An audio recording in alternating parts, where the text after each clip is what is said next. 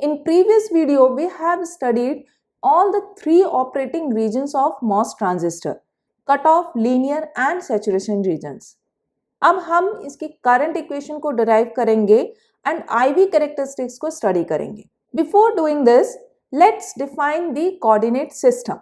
Here the x direction is perpendicular to the surface pointing down into the substrate and y direction is parallel to the surface. The y coordinate origin y equals to 0 is at the source end of the channel so that the channel voltage with respect to the source is VCY. Diagram को ध्यान से देखिए, इसमें यही बताया है कि जो डाउनवर्ड डायरेक्शन में यानी कि चैनल की डेप्थ कंसिडर की है that is the x direction, जो हमने उसकी लेंथ कंसिडर की है चैनल लेंथ वो हमारी y डायरेक्शन है. सोर्स एंड पे y 0 ये हमने ओरिजिन कंसिडर किया है, ड्रेन एंड पे y इक्वल्स टू L है. Complete length is denoted by capital L and this channel voltage will very with the length of the channel. जो अभी आपने कोऑर्डिनेट सिस्टम पढ़ा उसको ग्रेजुअल चैनल अप्रोक्सीमेशन भी बोलते हैं.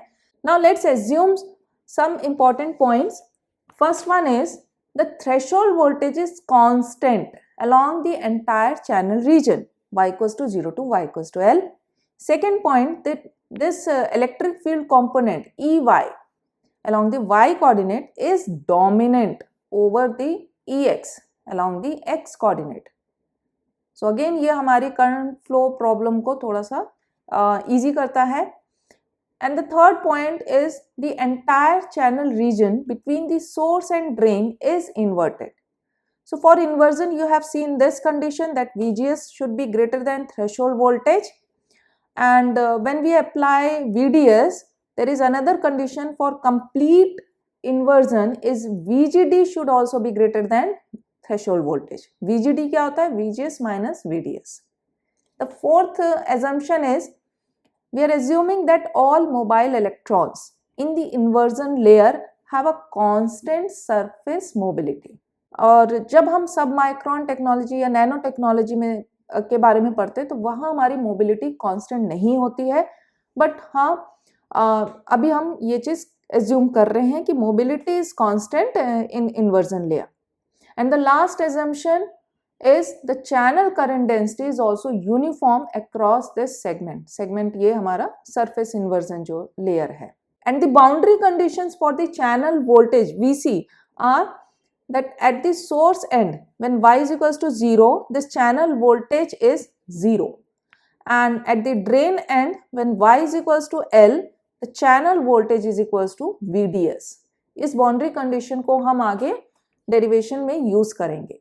After defining this coordinate system and taking some assumptions, now let's start the derivation. So derivation में first part है that the total mobile electron charge is denoted by QIY, and देख रहे हो आप ये Y यानी कि channel length पे depend कर रहा है. In the surface inversion layer is the function of VGS and VC. So this is our equation 1. QIY is negative COX. COX क्या है? Oxide capacitance. It is a function of VGS and VC. तो यहाँ पे place कर दिया.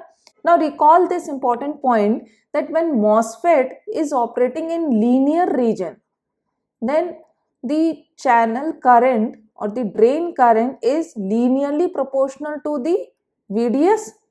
Linearly proportional है तो हम ओम्स लॉ लगाएंगे. तो यहाँ पर हम कह रहे थे कि जब इस वक्त हमारा जो चैनल है वो VCR वोल्टेज कंट्रोल रेजिस्टर की तरह बिहेव करता है. तो चैनल का एक डिफरेंशियल यानी छोटा सा सेगमेंट कंसिडर करते हैं dy लेंथ का.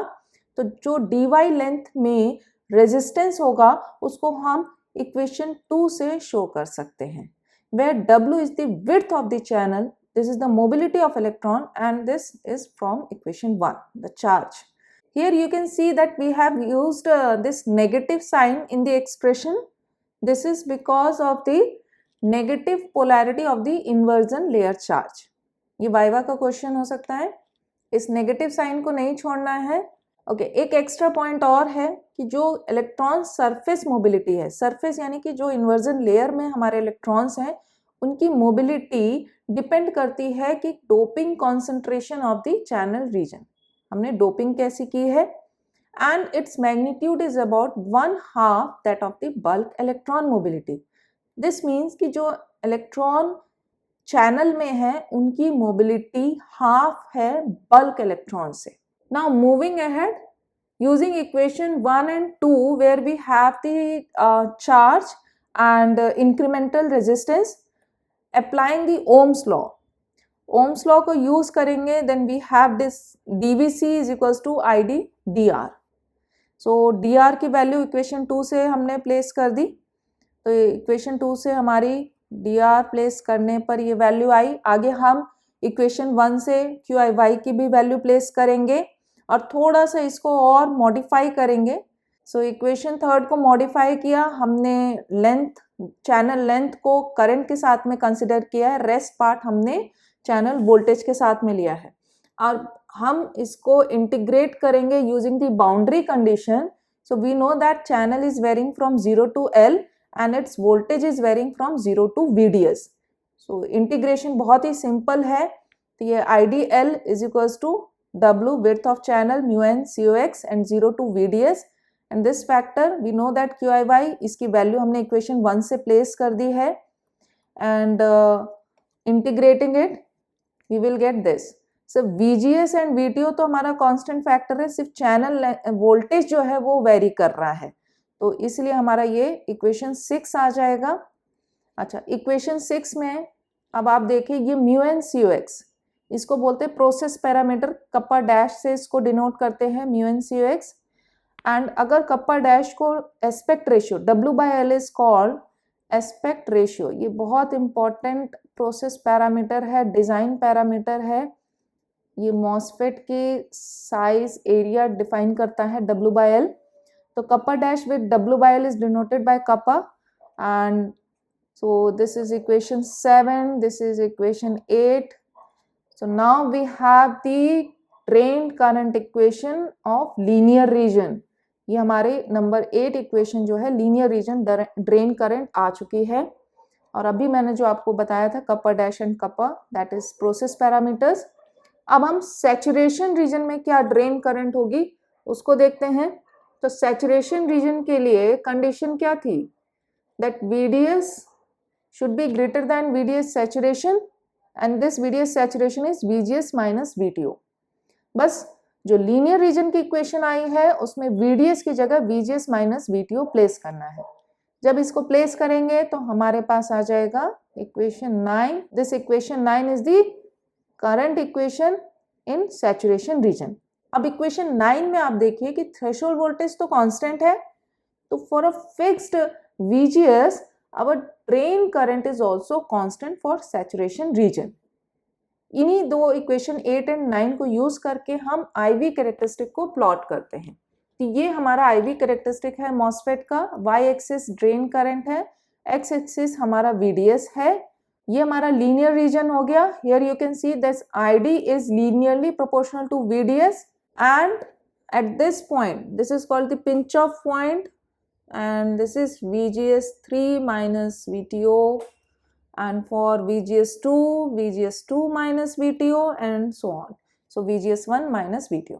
ये इनके पिंच ऑफ पॉइंट है. पिंच ऑफ पॉइंट के बाद आपकी जो ड्रेन करंट है वो कांस्टेंट हो जाएगी फॉर अ पर्टिकुलर VGS.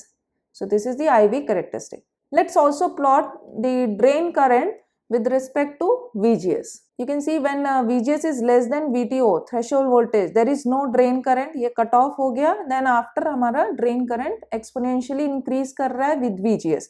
अच्छा, ये इस तरीके का ग्राफ आपने already PN junction diode में देखा है when it is forward biased. Now let's draw the conclusion from the current equation.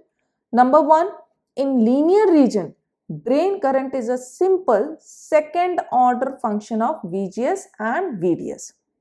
Second one, the IV relationship is affected by process dependent constants kappa dash क्या था, mu n COX, and threshold voltage and W and L, W/L जिसको हम aspect ratio बोलते हैं. तो IV relationship इससे affect होती है, मॉडिफाई होती है. And the third one is the in saturation region drain current becomes a function only of VGS. सिर्फ VGS पर ही डिपेंड करेगा.